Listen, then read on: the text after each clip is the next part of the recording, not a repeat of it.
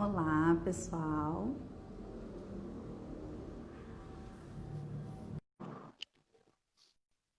Boa tarde. Doutora Marilda já está entrando aqui. Olá, como vai? Olá, Márcia. Prazer estar Que aqui com você. honra, que honra senhora, ter aceito o nosso convite para bater esse papo sobre um tema que toda vez que a gente coloca alguma coisa referente à raiva no nosso Instagram surge interesse, então acho que vai ser muito rico. Obrigada por aceitar o nosso convite. É um grande prazer, Márcia. Muito bom. Eu tenho acompanhado o trabalho do teu grupo de trek, e estou muito bem impressionada. É muito bom ter um grupo aí no Rio de Janeiro tão ativo e trabalhando num assunto tão importante, né? Uma abordagem que não pode ser esquecida e que tem uma Sim. utilidade extraordinária, né? Então, parabéns por você, pelo teu grupo todo. É um prazer estar com vocês. Obrigada. E toda live nossa faz propaganda do seu último Ah, livro, é? né? Ah, que bom. E Que para quem ótimo. não domina o inglês, né, eu acho que é uma ótima forma de ter contato com a TEC, Terapia Racional Emotiva Comportamental, na teoria e na prática clínica, né? Que a doutora Marilda é uma das organizadoras, junto com a Tátila e a Gabriela. Então, acho que para a gente aqui no Brasil foi uma grata surpresa, né, de poder ter esse material. Tem um outro livro que eu seu que é meu xodó, vou falar isso em público. Esse Ah, o livro, Estrela eu dentro de sou você, né? apaixonada pela organização desse livro, quanto que ele é muito bom para Ô, Márcia, psicoeducação. você sabe que eu tenho 27 livros publicados, mas esse Sim. livro aí, o Estrela dentro de você, é meu favorito. Ai, Eu que gosto de chique! ler livro. Sim, eu uso ele muito, muito. Você não imagina, para psicoeducação. E Acho você que sabe que deixa muito claro. algum tempo atrás, saiu publicada na Veja uma reportagem em que Uhum, perguntaram para o presidente da época, o presidente Lula, qual era o livro de uhum. cabeceira dele. E você acredita que ele disse que era esse? Juram? Que interessante. Não É sabia e não muito imaginaria. interessante. Não, eu não sei se a notícia é boa ou ruim, mas É uma referência, não podemos negar. Então, para quem é, está com certeza. chegando, queria te apresentar, né? A doutora Marilda é psicóloga formada pela American University, é PhD em psicologia pela George Washington University, pós-doutora em estresse social, presidente do Instituto de Pesquisa e Controle do Estresse, PCS, né? Membro da Academia Paulista de Psicologia, já foi presidente da FBTC, né? Federação Brasileira de Terapias Cognitivas, autora de diversos livros, né? Eu não estou especificamente com o livro sobre o qual a gente vai conversar um pouquinho hoje, ficou no consultório, não pude voltar para resgatá-lo, mas a gente vai falar bastante sobre o livro Vermelhinho, né, que é o treino cognitivo para controle da raiva. Mas queria Uhum. até, como curiosidade, né, Natália Ferreiro está com a gente, do Peru. Olá, Ah, Natália. que legal, que bom, Natália, que ótimo. E entender um pouquinho como é que foi a sua história, né, sendo uma referência dentro da psicologia, da TCC no Brasil, como é que foi o teu contato com a TREC, por que você entende que a TREC é uma teoria, uma abordagem que é interessante para a gente continuar trabalhando, né, apesar de tanto tempo e a gente ter outras abordagens um pouco mais recentes, né? Ah, Márcia, eu estudei lá na American University, né, para minha graduação, e a American University é um centro de behaviorismo. Então, eu Uhum, tive todo o meu treinamento, contato com Festa, com Skinner, com Gray, com Sigma, com os grandes nomes da área do behaviorismo, e, obviamente, o meu conhecimento básico, inicial, era o behaviorismo. E por muitos anos eu trabalhei dentro dessa abordagem, até que eu percebi que ao conversar com os pacientes, nas sessões de terapia, às vezes eles tinham bastante dificuldade de entenderem a terminologia behaviorista. Então, muitas uhum, vezes, eles me traziam determinados conceitos, determinadas palavras, que eu comecei a usar o mesmo verbal deles, porque eu precisava me comunicar com eles de uma maneira mais eficiente. E aí, na época, eu não sabia que eu estava usando termos cognitivos, porque há muitos anos, estava no início da era cognitivista, né? Estava começando a se falar na terapia cognitiva. E eu não tinha muita noção que era isso que eu estava fazendo, mas eu percebia nos Aham. pacientes essas verbalizações, essa expressão de cognições que estavam afligindo e muitas vezes estavam na base de determinadas emoções e comportamentos. Então, aí eu percebi que eu estava sendo não mais uma pura pesquisadora e clínica do behaviorismo. Eu estava incorporando alguns termos da terapia cognitiva que eu não sabia que era terapia cognitiva. Até que tive a Uhum. grande felicidade de encontrar o Dr. Albert Ellis.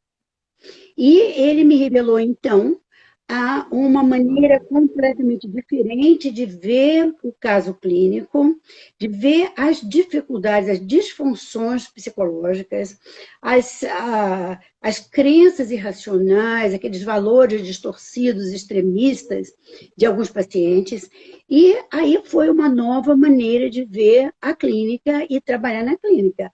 Desde então, já faz tantos anos, eu segui o Dr. Albert Ellis em muitas das atividades dele, das publicações dele, lendo muita coisa dele, que quase não tem em português, né? É mais em inglês mesmo. E foi aí que eu realmente descobri que a terapia racional emotiva comportamental me oferecia todas as ferramentas que eu precisava para trabalhar de uma maneira mais eficaz, mais eficiente. E como eu tenho uma base muito forte behaviorista, o fato da terapia racional emotiva comportamental ter um segmento bom comportamental me caiu certinho com o meu background, porque eu uso muito também as ferramentas, as estratégias que vêm, né, da abordagem comportamental, mas dentro de um enfoque racional emotivo do Albert Ellis. Interessante a tua carreira e essa tua fala final, acho que é super legal a gente dar um foco, né? O quanto que às vezes a gente esquece que a Trek tem um ser, né? Tem um lado comportamental também, né? Às vezes as pessoas que começam a fazer o primeiro contato acreditam que seja uma terapia muito cognitiva, né? Mas o quanto que a gente explora emoções e quanto que a gente explora comportamentos, acho que encaixou para você, encaixou para mim, acho que encaixou para muita gente. Você está falando uma coisa muito interessante, né? Muitas pessoas, quando ficam sabendo da TREC, ou estão tentando utilizar a TREC, no início, né, do treinamento, esses psicólogos muitas vezes esquecem esse componente comportamental, né? Mas nós não seguimos o Beck, nós seguimos a TREC. A TREC tem um componente forte comportamental. Então, você pode sim usar parada de pensamento, você pode utilizar extinção, reforço intermitente, reforço contínuo, para você tornar a sua clínica mais interessante. Então, nós temos ali componentes das várias vertentes que acabam se juntando e dando uma abordagem que é invencível, que é muito boa. É interessante que, de fato, te capacita como terapeuta, né, em jogar, e entender qual que é o melhor modelo que está dentro da proposta, que vai ajudar melhor teu paciente, né? Isso eu acho muito interessante. Mas hoje a gente está aqui para falar também sobre raiva, né? E é um tema que tem me despertado muito interesse e queria entender como é que ele surgiu para você, né? Como é que surgiu na vida da senhora esse tema que é pouquíssimo falado, né? Pois é, eu me sinto muito afortunada de ter estudado em universidades em que vários ícones estavam presentes, né? Então, meu contato inicial com a raiva se deu através do Dr. Charles Spielberger, da Flórida, que faleceu faz algum tempo atrás. O Dr. Charles Spielberger é o autor daquela escala de raiva, né? Staxi. Uhum. E ele abordou muito a raiva para fora, a raiva para dentro, o conceito de temperamento da raiva, de traço da raiva. E conversando com ele em muitas ocasiões e trabalhando com ele em alguns projetos, eu fiquei fascinada de ver como a raiva está na base de tantas doenças. Uhum. Quando você, por exemplo, estuda pessoas com retocolite ulcerativa inespecífica, quando você estuda pessoas com psoríase, vitiligo, você encontra na base dessa estrutura de personalidade dessas pessoas a raiva como um componente muito forte. Então, daí eu comecei a ver a importância do estudo da raiva em doenças que muitas pessoas chamam de psicossomáticas, né? Que nós chamamos de psicofisiológicas, né? E ver, realmente me fascinei com a ideia de que não adiantava só você trabalhar a manifestação em termos da doença em si, mas você tinha que trabalhar o que estava lá na raiz dessa doença, o que estava gerando isso. E muitas vezes você tinha raiva, aquela raiva embutida, aquela raiva jogada para dentro, né? Que estava causando tanto dano para aquela pessoa, né? E foi assim que eu comecei, né? Me fascinei muito com isso. E aí, a senhora poderia explicar para a gente, basicamente, como é que a gente pode entender a raiva? Né? Uma definição, uma forma da gente Sim. entender, bom, isso aqui é raiva. Pois é, né? Muitas pessoas sentem a raiva e têm vergonha de dizerem que estão com raiva.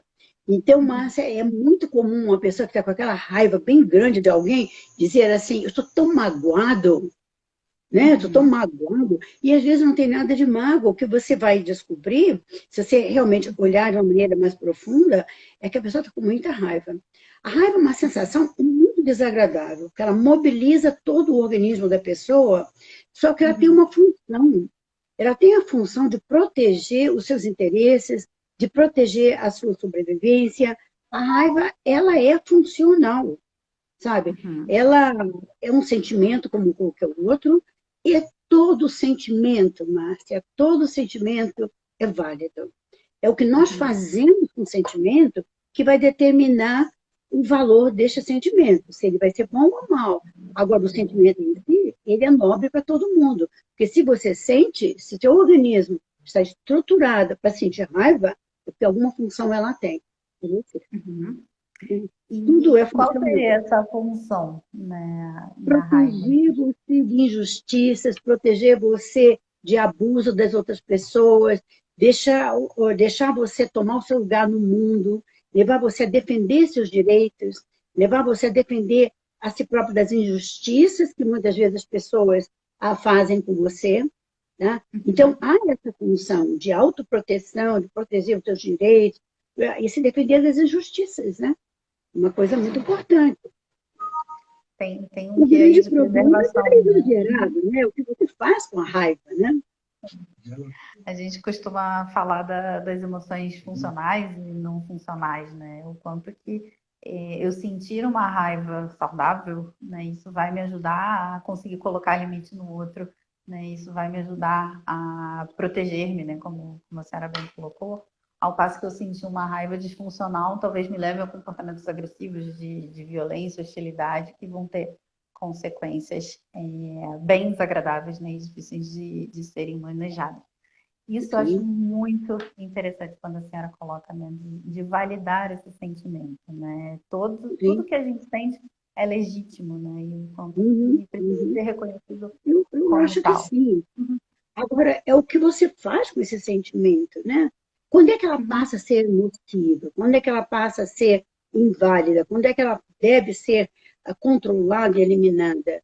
Quando você tem consequências desagradáveis para ela. Você pode Uhum. acabar no divórcio, você pode acabar perdendo um emprego, você pode Uhum. ir preso, né? Uhum. Sim. E também tem outras coisas, tem consequências físicas, né? Para uma Sim. expressão muito exagerada, uma explosão de raiva, né? Tem várias implicações para a saúde, né? Física da pessoa Uhum. também, né? Eu acho interessante num dos livros deles que ele fala assim, né, que a raiva é a emoção que mais mata, né? Tanto pela questão de doença, né, como a senhora bem colocou, mas também pela questão da agressividade, né? Eu, às vezes, não consigo medir, né, Uhum. até onde vai o meu comportamento e, de fato, posso ter alguma consequência um pouco mais irreversível, né? Pensando um pouquinho dentro do modelo da TREC, das crenças, existe alguma algum erro cognitivo que talvez pessoas fiquem mais vulneráveis a sentir essa raiva mais destrutiva? É uma excelente pergunta aí, porque realmente traz isso justamente para aquilo que a gente faz, né? Que é trabalhar dentro do referencial da Tracker, né? Sim, você Uhum. tem toda a razão, porque a interpretação que o ser humano dá ao evento é o que, na verdade, vai determinar como ele vai se sentir frente àquele evento, né? Uhum. Então, às vezes, a pessoa pode, numa relação interpessoal, interpretar algo que o colega disse, o que uma pessoa da família falou, de uma maneira muito negativa. E essa percepção errônea vai levar a pessoa a ter uma reação de raiva que às vezes não se justifica. Né? Uhum. Então, o erro cognitivo aí é uma coisa importantíssima da gente trabalhar na terapia. Saber onde é que está esse erro. Em geral, pelo que eu tenho muitas pesquisas na área, né, Márcia, de raiva, né? Uhum. E uma das coisas que a gente tem percebido é que, normalmente, quem tem muita raiva tem uma sensação crônica de estar sendo injustiçado, sabe? Parece Interessante que o o crônica, né? Aham. é uma coisa assim, incrível. Parece que o mundo conspira para ser injusto com essa determinada pessoa. E ela reage ao mundo se sentindo tão injustiçada, ela é vítima de tanta ingratidão, de um modo geral, né? Então, aí a raiva que é destinada a uma autoproteção acaba sendo um fator impeditivo de boas relações interpessoais. Sim. É, a senhora trouxe essa ideia de sensação crônica de injustiça. Eu lembrei de alguns casos que eu acompanhei, né, onde a raiva ela era vista com uma valência positiva, né? A pessoa se auto-intitulava a justiceira, né? E você ia Uhum. olhando a série de reações mal adaptativas, né? Socialmente, principalmente, do quanto que, de fato, talvez não saber manejar isso de uma forma saudável, né, com uma ideia de autoproteção, né, pode de fato levar a comportamentos bem disfuncionais. Mas Uhum. quais que seriam algumas possíveis consequências comportamentais que essa raiva disfuncional ela poderia levar as pessoas a sentirem, a agirem, perdão. A pessoa que interpreta todas as situações como se ela tivesse direito de ter aquela raiva em toda, né? Porque aquilo que você Uhum. falou, às vezes a pessoa pensa que ela é entitled, ela tem o direito de se sentir com tanta raiva, né? E essa Uhum. pessoa, ela em geral tem problemas na área conjugal, porque ela explode com muita facilidade, às vezes com o marido, com a esposa ou com os filhos. Ela tem dificuldade no trabalho, e eu já vi vários casos de pacientes que não conseguiam ter uma promoção, não conseguiam se estabelecer dentro das empresas devido a uma raiva excessiva. Então, reagir de uma maneira explosiva, né? Uma maneira, às vezes, até cínica, frente. Porque o cinismo é uma manifestação da raiva também, né? Então, o número de divórcios acaba sendo grande, perda de emprego, a pessoa se sente isolada. Então, você tem várias consequências sociais além do grande risco de ser preso. Porque, Sim. logicamente, essas situações no trânsito que a gente vê, eu já tive a oportunidade de ver isso acontecendo, né? A pessoa cortou a outra e aí o motorista raivoso vai atrás, batendo no carro, dando batidas, pronto para esganar o outro motorista, né? Então, você vê, são situações que podem levar, inclusive, à cadeia. Então, é Sim. fundamental, do ponto de vista social, a pessoa aprender a lidar com isso. Eu não diria que é feio ter raiva, que é ruim ter raiva. Não, pode ser útil em certos momentos, mas você tem que aprender a usar. É igual uma faca que sozinha ela não é boa nem ruim. A faca Uhum. vai ser ruim se você pegá-la para matar alguém. Mas se você Uhum. pegar uma faca para descascar uma laranja, a faca é uma coisa boa. E a raiva pode ser uma coisa boa se você souber usá-la na hora certa. É uma questão de Uhum. dimensionar o que você sente e como você age frente a essa raiva. Uhum. bem interessante. Eu acho que a gente começa a falar um pouquinho sobre o treino, né? Que a senhora propôs, né? O treino cognitivo do controle da raiva. Eu queria mencionar uma coisa, Márcia, se eu posso, da Claro, relação fique à com vontade. cardiologia. Porque Sim. por muitos anos eu trabalhei no laboratório da PUC de Campinas com a raiva, né? Com grupos de raiva e tudo, e normalmente com pessoas que tinham problemas cardíacos. E o que a gente tem percebido, e realmente tem confirmação já experimental, né? A raiva pode levar a problemas de pressão arterial elevada, em momentos da raiva, a pressão sobe muito. A raiva está na base de muitas situações de infarto do miocárdio. Então, ela é algo de grande risco cardíaco se não for bem controlado. Tá? Agora, a gente não pode dizer não tenha raiva, tem que dizer vamos trabalhar como você interpreta o mundo ao seu redor para saber se realmente aquela interpretação tão maligna, tão grande, tão intensa que você está dando é verídica, né? Agora você perguntou do treino da raiva, né? Então, esse treino cognitivo da raiva, que é objeto desse livro, que chama-se Treino Cognitivo da Raiva, que eu escrevi com a doutora Lúcia Malagris, que é da Federal aí do Rio de Janeiro. Esse livro é um guia para tratamento da raiva. Então, são 12 passos e 12 semanas que o terapeuta pode seguir, e inclusive o livro contém algumas histórias, ferramentas de dinâmicas e tudo que a pessoa pode utilizar para trabalhar com a raiva. Esse treino foi todo testado no laboratório, com dezenas de pessoas muito raivosas, pessoas que você não podia nem colocar muitas na mesma sala, porque você tem que ter uma certa lidando com a raiva, né? Então, eram grupos pequenos, mas que, através dos anos, isso foi um projeto de pesquisa de vários anos, todo financiado pelo CNPq, pela FAPESP. Então, são pesquisas de grande monta, já trabalhos publicados na área. Então, o treino é oriundo dessas pesquisas.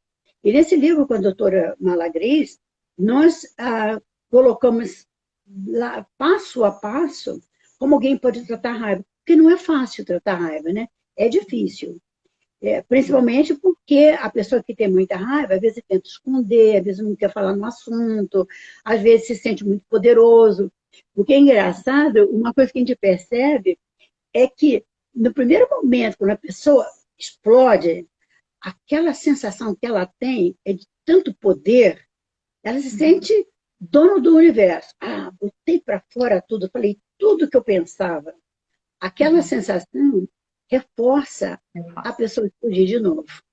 E aí que a gente tem que trabalhar, porque isso aí é um reforço imediato, porém as consequências a longo prazo são terríveis, né? Você perde amigos, você perde mulher, você perde marido, você perde emprego, né? E você se sente mal depois, né? Porque às vezes você faz um papel bem estranho, né? Na frente de todo mundo, né? Sim. Mas esse livro, então, é um guia de como trabalhar a raiva, né? E existe alguma dica que a senhora possa dar para a gente com relação a como fazer uma psicoeducação de raiva com os pacientes? Isso é muito bom, Márcia, isso é uma ideia, é uma coisa muito boa, né? A gente tem que começar o tratamento para a raiva justamente com isso aí, né? E veja, a raiva, ela é produto de várias variáveis, né? Ela é construída não só de práticas parentais inadequadas, também de exemplos. Então, você tem aprendizagem vicária, né? Aquela aprendizagem que o Bandura falava, você aprende vendo, né? Às vezes vendo pai, mãe, parentes explodindo.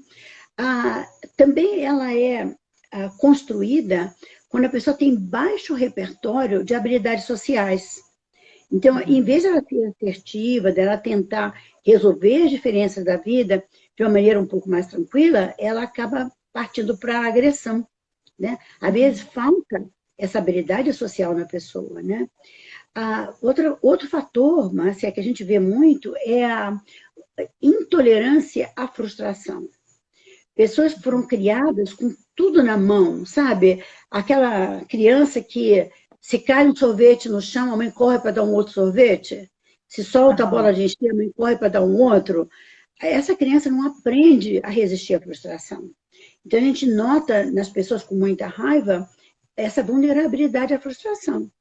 Mas, além de tudo isso, desses fatores todos ambientais e práticas parentais, nós temos um outro fator, que é o biológico, o genético.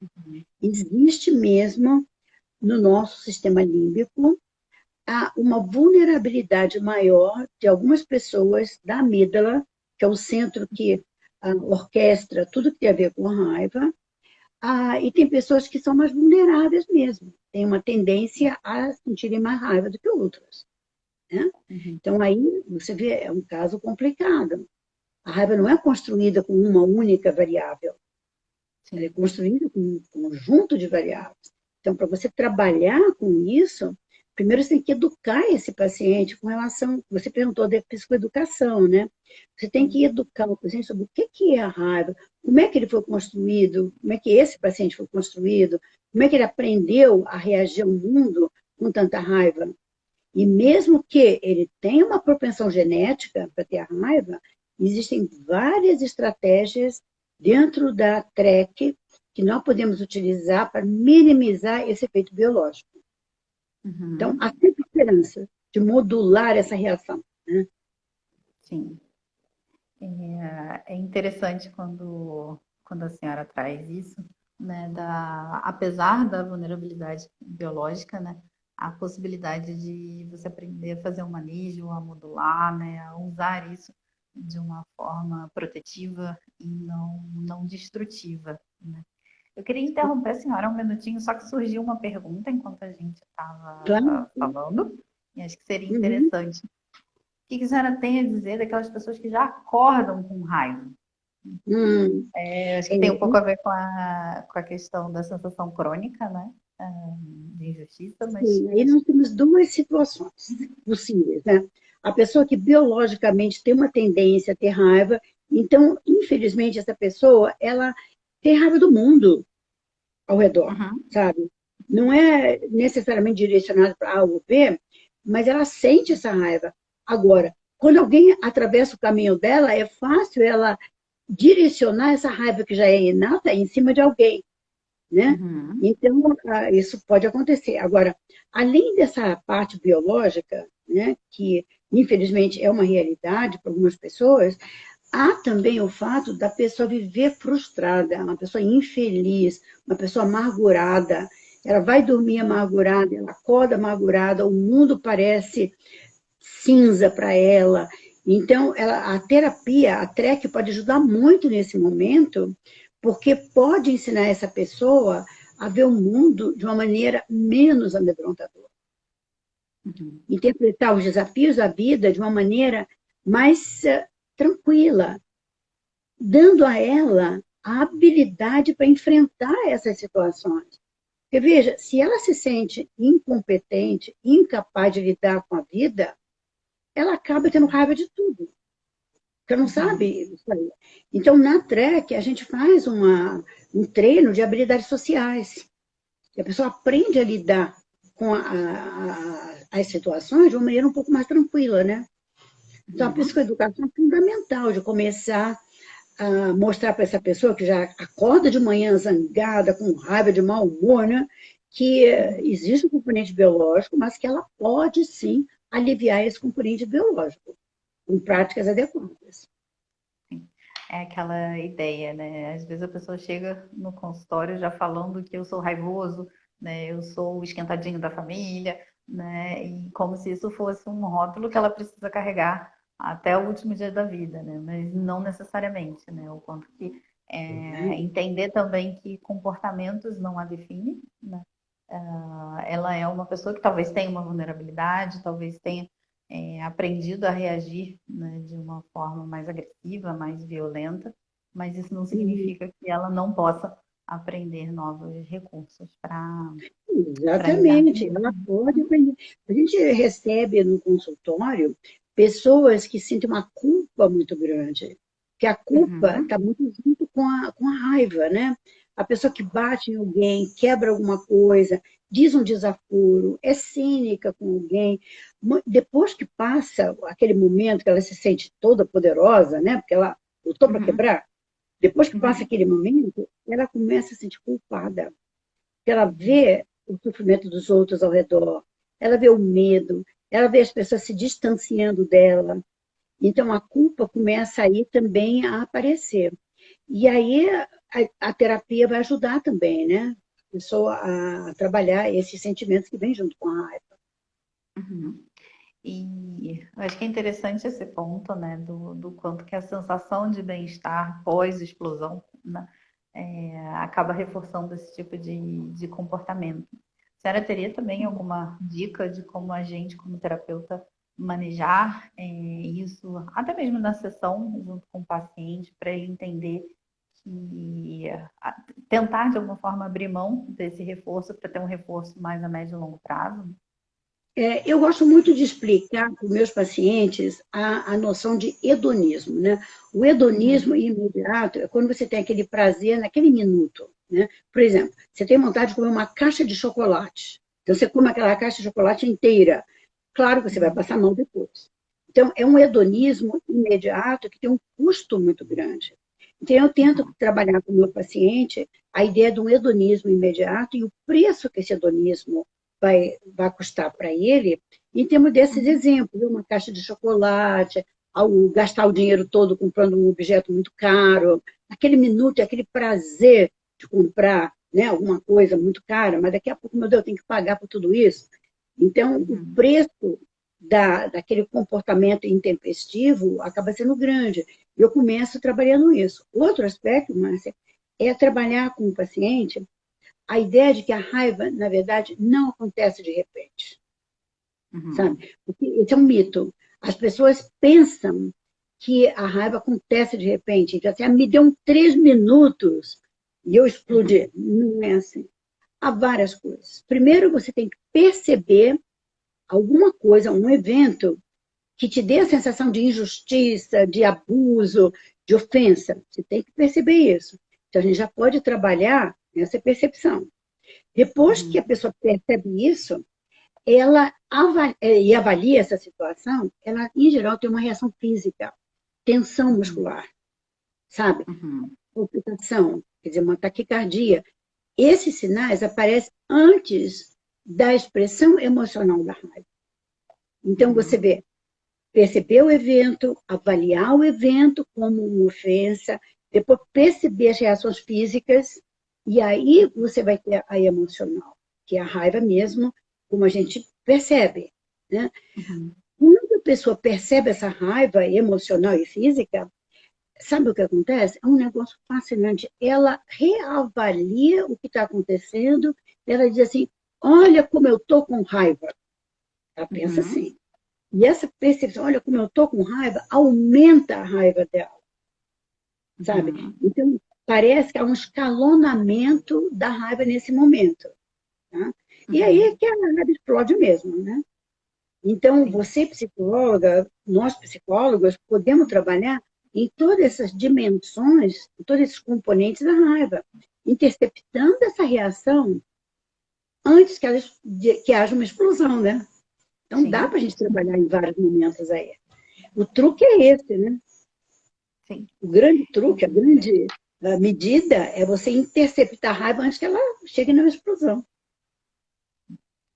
E uma coisa que eu sempre percebo, né, em pacientes quando vem com essa questão, não só da raiva, mas principalmente, né, é o quanto que esses comportamentos agressivos externalizantes, eles às vezes têm a intenção do que a gente chama na TREC de mudar o ar, né, como se o paciente tivesse a intenção a leitura, perdão, de que aquela situação, né, que de fato está gerando a raiva dele, e o quanto que, quando ele começa a entender que talvez as crenças que ele vem mantendo, né, e crenças rígidas, né, e o quanto que a ideia de uma autopercepção, né, Uhum. positiva, né, de que ele está certo e que o outro está errado, né? Que o mundo está errado, que aquela situação não deveria estar acontecendo, né?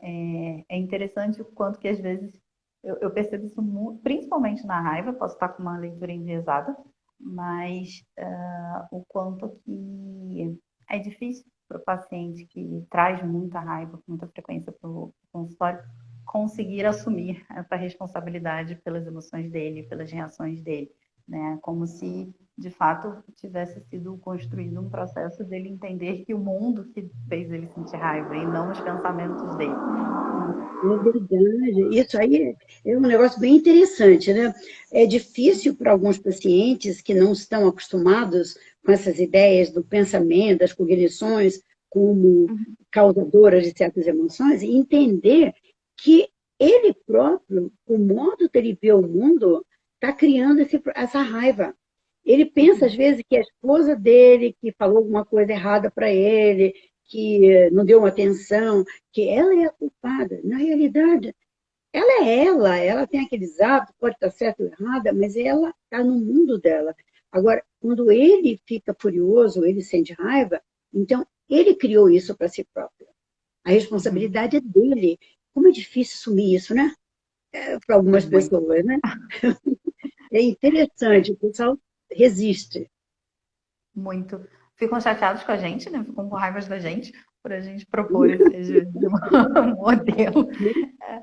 Gente, Mas é tome cuidado, trabalhar com gente com raiva, a gente tem que tomar cautela. É sempre sim. bom você sentar. O terapeuta deve sempre trabalhando com raiva. Até nos meus livros eu falo isso. O terapeuta que vai trabalhar um treino cognitivo da raiva deve tomar algumas precauções para se proteger. Por exemplo, a, a cadeira dele tem que estar mais próxima da saída da porta do que a do paciente. Uhum. Porque se houver um ato de agressividade, ele tem que poder sair primeiro. Ou então ter um botãozinho de pânico, ou ter alguma maneira, uma luzinha que ele pode acender, alguma coisa para garantir a sua segurança. Porque existe realmente pessoas que são bastante raivosas. Né? Uhum. E quando você está recebendo muitos pacientes com raiva, você, logo no início, você não sabe ainda, você não fez uma avaliação ainda completa, você não sabe qual a gravidade do quadro, né? Então, pode ser um transtorno explosivo intermitente de grande magnitude e você tem que tomar cuidado. Eu já tive paciente assim, jogando cadeira, jogando coisa, já tive isso. Mas nunca uma agressão física, mas só assim, de jogar uma cadeira, jogar um objeto. Isso aí já aconteceu, claro. Tratando raiva, você sabe que Sim. isso pode acontecer, né? E eles estão lá justamente para tentar aprender habilidades, né? Para manejar isso tudo. Justamente. Voltando um pouquinho pro treino cognitivo, a senhora indicaria alguma população talvez específica para ser beneficiada desse programa? Ou é um programa que talvez possa ser interessante para todos? Olha, é interessante para todos, ele é todo mundo que tem a propensão de sentir raiva. Olha, qualquer pessoa pode sentir raiva, né? Isso não é problema, é um sentimento normal, natural. Deus nos deu esse sentimento porque ele pode ser útil. Então, qualquer pessoa pode ter raiva e, às vezes, ele é útil mesmo para defender seus direitos. Uhum. Agora, quando a pessoa tem uma raiva muito intensa, ela deveria ter ajuda. Agora, a população que eu noto que precisa muito de ajuda nessa área é a dos policiais. Uhum. Policial que tem, normalmente, várias situações provocadoras que o bandido provoca, o bandido fala o que não deve. Tem muitas situações extremamente difíceis de eles lidarem, né? Esses policiais precisam de ter um manejo de raiva. E nós fizemos um trabalho muito grande na Secretaria de Segurança do Mato Grosso, sabe? E foi muito interessante lá, não só em Cuiabá, mas várias outras cidades. Foi um projeto grande em que nós fizemos primeiro um treino de controle do estresse, e aí durante esse Uhum. treinamento nós percebemos que a raiva era um problema para muitos policiais. Fizemos então um trabalho com, nossa, centenas de policiais com relação a como controlar a raiva. Isso teve um impacto fantástico com eles, porque eles começaram a lidar melhor com a clientela, com a população no geral, eles começaram a conseguir controlar o impulso da raiva. Então, eu acho que policiais deveriam ser os primeiros a terem um treinamento nessa área, né? Uhum. Interessante essa visão, né? Eu acho que a gente tem acompanhado bastante nos telejornais algumas reações, né? Que a gente às vezes pode julgar de alguma forma um pouco mais pesada, um pouco mais distorcida, mas por trás aí tá a falta de habilidade de um manejo de raiva que poderia já responder por muita coisa. Uhum. Interessante. Eu estou vendo que tem bastante gente acompanhando a gente. Se vocês tiverem perguntas e quiserem colocar, né, fiquem à vontade. Acho que é uma oportunidade ótima da gente estar aqui com a professora Marilda e podermos perguntar bastante. Eu brinco que essa história de live para mim está sendo ótima, porque cada semana eu tenho uma aula diferente. Posso fazer as minhas dúvidas, tirar as minhas dúvidas, fazer as minhas perguntas, mas queria compartilhar também. Eu acho que isso é muito bom, viu, Márcia? Eu também estou gostando muito, porque são vários assuntos de grande interesse, principalmente no momento atual, e a gente tem chance de estar ali com profissionais que trabalham diretamente naquele assunto, né? Então, é uma experiência diferenciada, né? Outro dia nós tivemos uma live sobre luto, uma das maiores especialistas de luto no Brasil, né, Maria Helena, e foi muito interessante porque ela esclareceu tanta coisa bonita, coisa interessante, coisas que a gente, às vezes, só de lendo um livro, lendo um artigo, não consegue captar, né? E ouvindo diretamente da pessoa, né? Faz uma diferença. Agora, uma coisa que eu estava querendo mencionar aí, com relação à raiva aí, é realmente aquele aspecto da mágoa. É bem interessante isso aí, porque teve uma vez que eu atendi uma pessoa que estava me contando que ela tinha uma mágoa da cunhada dela há 20 anos. E a mágoa não passava. E isso atrapalhava muitas relações com essa cunhada, porque ela não conseguia se relacionar adequadamente, porque aquela mágoa estava dentro dela. E aí, analisando com ela o que ela sentia de fato, o que tinha desencadeado, o que ela própria chegou a concluir, que era uma tremenda de uma raiva que ela estava da cunhada. E como ela mascarava essa raiva com um nome bonitinho de mágoa, ela não conseguia resolver o problema, porque ela estava tentando resolver um problema que não existia. Então, se você tem a raiva e você pensa, não, eu tenho mágoa, você vai trabalhar na mágoa, você não resolve a raiva. Então, às vezes, você tem que trabalhar com o paciente para ele identificar se realmente é mágoa ou se tem uma coisa ali por baixo. E tem um capítulo não sei se você conhece um livro chamado Sentimentos que Criam Estresse. Esse livro fala de vários sentimentos que podem estar gerando estresse na pessoa, e um capítulo que é escrito junto com o Lúcio Novaes tem a ver com a diferença entre mágoa e raiva. Sabe? É um capítulo sobre isso, falando como identificar aí a mágoa, como identificar se é realmente a raiva que está por trás disso. É algo bem interessante, é difícil de encontrar uma leitura sobre isso, sabe? Então, por isso que eu estou mencionando. Tá bem claro ali, né? Sentimentos que criam estresse. Acabaram de pedir indicação de livro, acho que já é uma indicação, né? Tem uma pergunta aí, Márcia, sobre por que as pessoas choram, né? Sim. Por que as pessoas choram de raiva? Então, veja o seguinte, a raiva é um sentimento tão desconfortável, ele é tão desconfortável que a pessoa precisa colocar para fora de alguma maneira. Como é que a pessoa faz? Ou ela engole essa raiva, pode transformá-la em mágoa, ou ela tenta ignorar que está com raiva, ou ela explode. E uma outra maneira dela ventilar aquela tensão tremenda gerada pela raiva é chorar. Então, o choro é como se você estivesse curando a raiva, botando um anestésico na raiva. Né? Só que eu aconselharia a qualquer pessoa que ou explode de raiva, ou chora de raiva, ou engole a raiva, que após o incidente, tente verificar o porquê que teve tanta raiva. O que estava ali por trás? Porque não se deve jogar o lixo debaixo do tapete. Você tem que saber o que está te incomodando. Alguma Uhum. coisa te incomodou. Você pode estar errado, você pode estar superdimensionando, interpretando por cognições muito estereotipadas aquela situação, ou pode ser genuíno, pode ser Uhum. uma coisa verdadeira, e você precisa saber disso. Então, fica aí um conselho para quem tem essas dificuldades, né? De tentar descobrir qual é a causa, né? O que está acontecendo na raiz da emoção. A gente está falando bastante sobre essas manifestações da raiva que seriam disfuncionais, né? Como é que a gente poderia pensar uma manifestação comportamental da raiva que seja funcional? O que seria isso? Uhum. Eu tenho um exemplo vívido, real, de uma das participantes do grupo de pesquisa lá do laboratório da PUC, em que Uhum.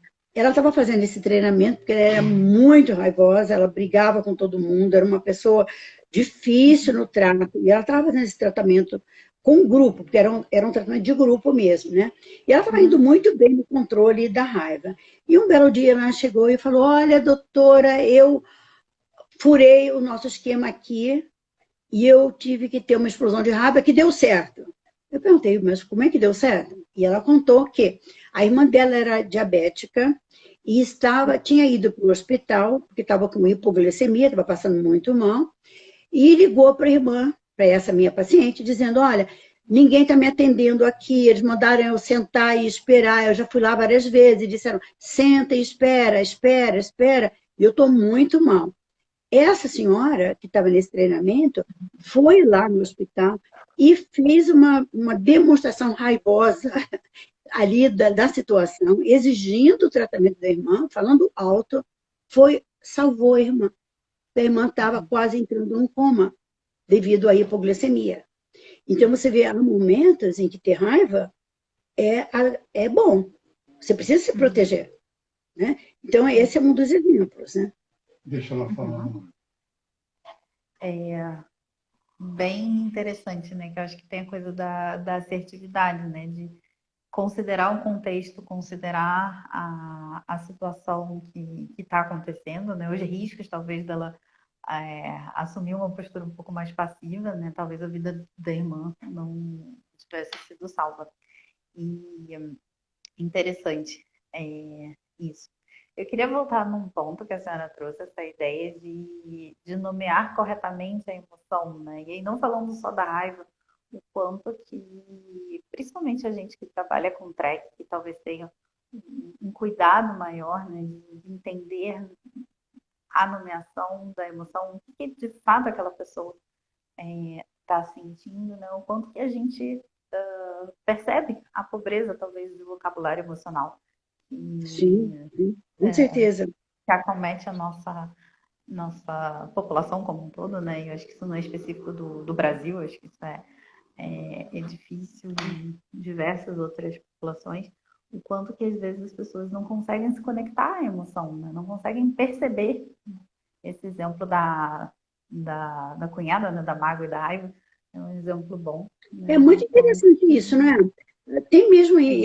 tem pessoas que têm o que a gente chama de alexithymia, né? Uhum. Alexithymia, tecnicamente falando, é a dificuldade de identificar suas próprias emoções. Então, tem Uhum. pessoas que têm dificuldade de identificar a emoção e de nomear as emoções, outras pessoas têm dificuldade só de nomear, e assim por diante, né? Agora, a alexithymia vem do grego, né? E diz sem palavras para emoção. E Uhum. a população de pessoas hipertensas, que é muito Uhum. grande, na verdade, né? Essa população, em geral, tem muita dificuldade de nomear emoções. Então, quem trabalha com hipertensos precisa estar bem alerta para essa alexithymia.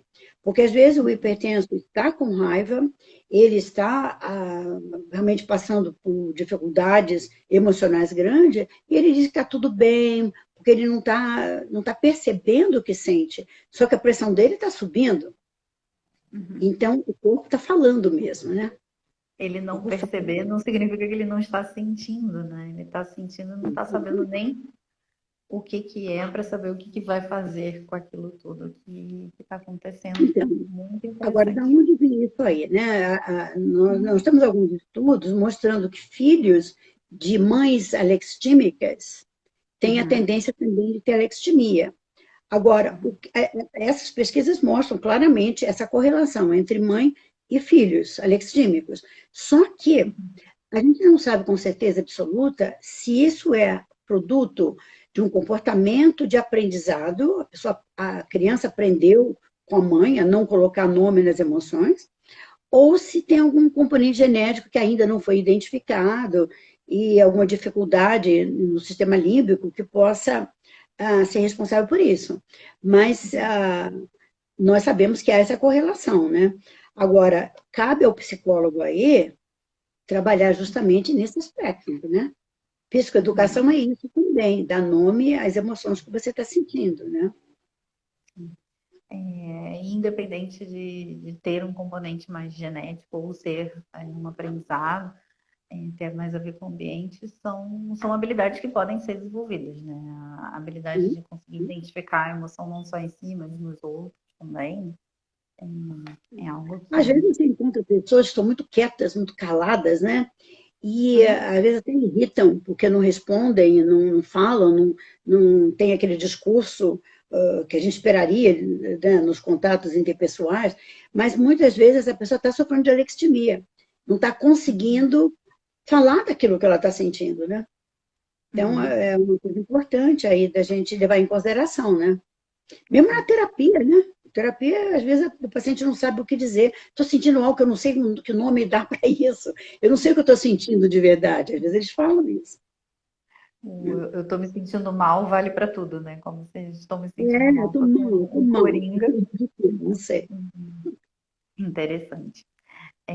A gente ainda tem alguns minutos, não surgiram mais perguntas, se tiverem perguntas.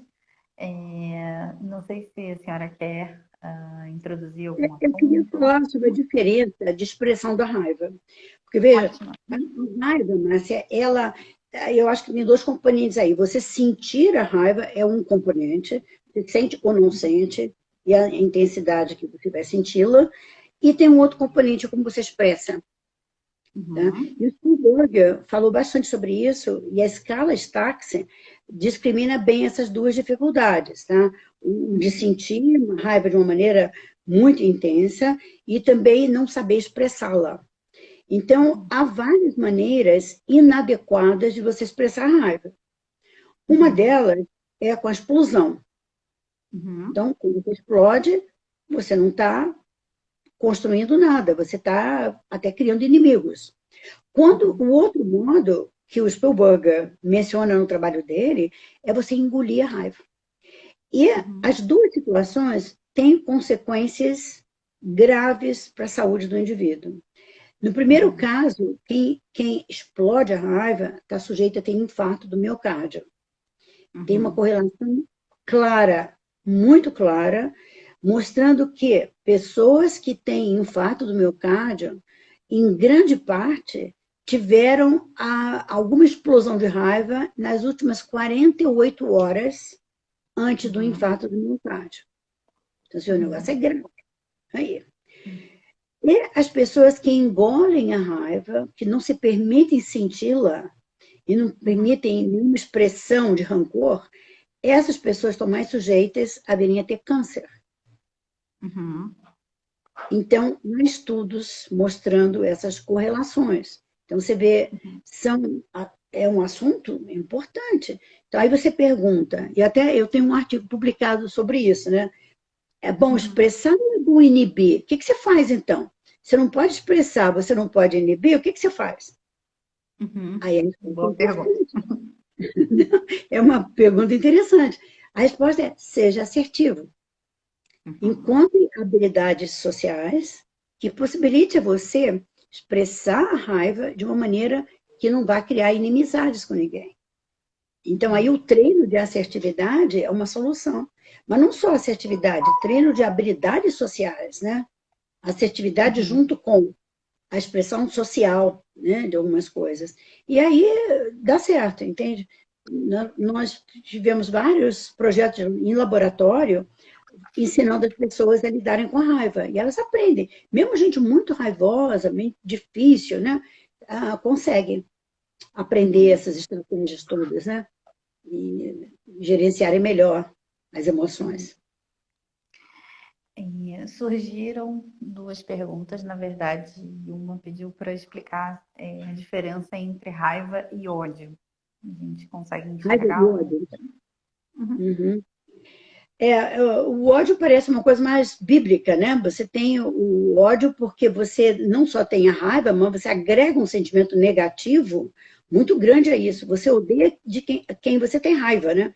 Primeiro você tem a raiva, depois você tem o ódio. O ódio é um adicional para a raiva. A raiva, Uhum. pura e simples, não quer dizer que você tem ódio. Eu posso ficar com Uhum. raiva de alguém, posso falar um desaforo para alguém, mas isso necessariamente não quer dizer que eu tenho ódio, né? Uhum. Agora, quando eu tenho ódio, isso é uma coisa mais contínua, é uma coisa mais permanente. A raiva pode ser algo temporário, né? O ódio já é uma coisa permanente. E quem tem ódio, quem tem uma tendência a ter ódio, sofre muito mais e tem um risco muito grande. Quem tem muita raiva aliada ao ódio tem um risco cardíaco extraordinário. Então, Uhum. quem tem essa tendência precisa trabalhar isso, né? De uma maneira que não venha a ter um infarto no miocárdio repentinamente, né? Sim. Eu acho muito interessante quando a senhora está trazendo o tempo todo os riscos físicos, né? Enquanto que às vezes a gente percebe que o paciente ele busca, por exemplo, o consultório de psicologia, depois, no caso de uma ansiedade, por exemplo, depois de ter passado por um cardiologista, depois de ter feito uma bateria de exames, e o quanto que às vezes a gente não está dando esse foco, né, para a questão da Sim, raiva, tanto que tem pesquisas sustentando bastante essa, sim. essa relação. Uma outra pergunta que surgiu, na verdade, foi pedindo para repetir o nome da escala que a senhora citou. A escala chama-se Staxe, com S no Uhum. início, Staxe, tá? É uma Aham. escala de medida da raiva. Tem a raiva expressa, botando para fora, em explosão, e a raiva que você põe para dentro.